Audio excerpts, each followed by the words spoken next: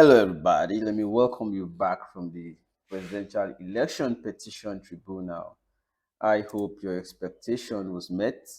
If it was met, congratulations, and I hope it meant something positive to you and to the country.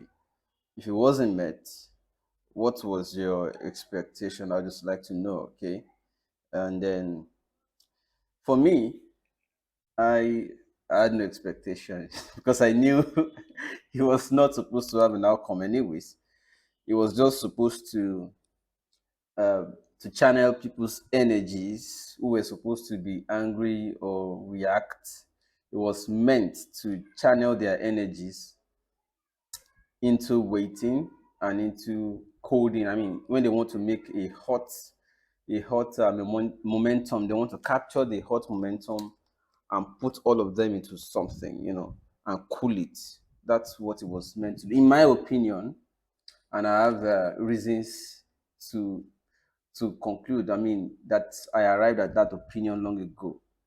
So, if your expectation wasn't met, what was your expectation? I would like to know because I'll be surprised. Uh, well, what is next if your expectation wasn't met? That should be the next question. What was your expectation? And since it wasn't met, what is next? 2027 is another election year. They've already started scheming, planning. Everybody just need the politicians who will take from the incumbent. But let me say this. I mean, we should have lessons from here. What are our lessons? Number one lesson for me is the same lesson you have always said long ago. The same lesson that come. Do not wait until election is 2 3 months before you start running up and down. It has never done any good. We learned this since 2019 and we put it out that there will be distractions. There were indeed lots of distractions, after which they then rolled out plans. So, like I said before, start knowing who is the real deal so that you not fall for the same thing. Okay, in the election season, what they did in the petition was the same thing they did during the election. It didn't change. Now, let me give you the baseline. The baseline is simple. They know that people are in different blocks, different categories of people. Okay, so the owners of Nigeria rotating these things among themselves, they know whose turn is next, but they know that people can disrupt it. Okay, so that is why they do a whole lot of things to distract us, not to be able to change the game ahead. So if we come late, the game is already concluded. They will just use our number to give validity to the outcome. That's what they are doing. So, but if for I'll give instances, for instance, they'll bring Big Brother, they'll bring sports, they'll use influencers to be making people talk about this, talk about that, this actor, that actor, this influencer, this musician, all sort of things, Big Brother, celebrities, they will use them to distract us so much. Sponsor a few persons, use some pastors. They will give us lots of distractions. In fact, whenever they say that we have so much energy that is going to begin to question them, they distract us again with ethnic divisions. They will start asking people, they will start um, promoting. It may be genuine at first, but they will start throwing things behind it to promote, uh, you know, ethnic advocates, to make it feel like, oh, the country is about to break. It will soon break. It will soon break. And then they will make sure that a lot of people start going while they are already scheming the outcome of the next election. So by the time you put all your efforts and energies into all those things, they have already finished drawing out timetable for the next election and what they want to do. And before you know it, time is gone. By the time you start asking people, they will even sponsor concerts. They will use their corporate agencies to sponsor concerts. Say, go and collect your PVC. Go and collect your PVC. It's too late. They have concluded the outcome. That's why somebody can come and say, hello, folk on ballot. They have finished everything. They are just using your crowd to validate the election indeed took place. Because if you didn't come out, it will become invalid that election did not take place. How did you announce winner? But so they will now want you to come. So towards election, 2 3 months, they'll start using influencers to ask you to go and collect PVC and prepare for it. They will now start citing some instances. Now, same people know. Okay, but what are the lessons?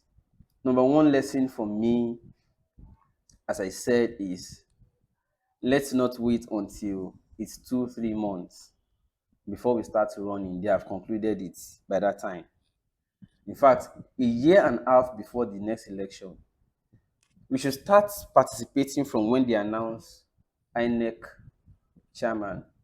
If it's somebody we perceive not to do right, we start speaking out. Not until it's too late to change him. He has rolled out timetable, he has done everything, game over. By the time they announce resident electoral commissioners for individual states, we should start talking, not wait until it's too late. That's not working for us. Oh, the person they announced for social state, no, it's unacceptable. We know the person is a carrying member of APC. Even if not carrying member, we know the person's affiliation with such party. And then we speak out.